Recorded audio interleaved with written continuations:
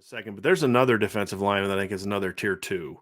And the other night, I could not sleep the other night, Ryan. I had so much going on in my head. I was like, okay, I'm break down some film. So I popped in some USC film from last year. And I just kept saying to myself, like, there's no way Justin Ademilola is not going to get drafted next year. Like, I'm just watching this kid. I'm thinking, the teams are going to look at him and they're going to be like, that kid starts for a lot of teams. So a lot of teams that kid starts for. The problem for Justin is he's more of a viper type in his body, is more of a viper type, and there just happens to be this dude who could be a top 10 NFL draft pick next year playing in front of him. If Isaiah Foskey wasn't around, Justin Ademilola is going to have 10 sacks next year.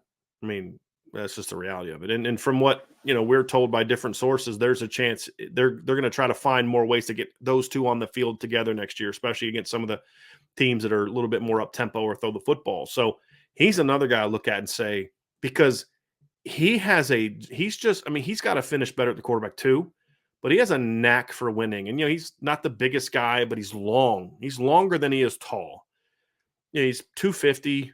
He's not huge. He's a guy that's an edge player, but we've seen him drop into coverage. We've seen him line up at middle linebacker in different looks and move and jump into coverage. So, that 3-4 outside linebacker role, I think, would fit him very well in the NFL.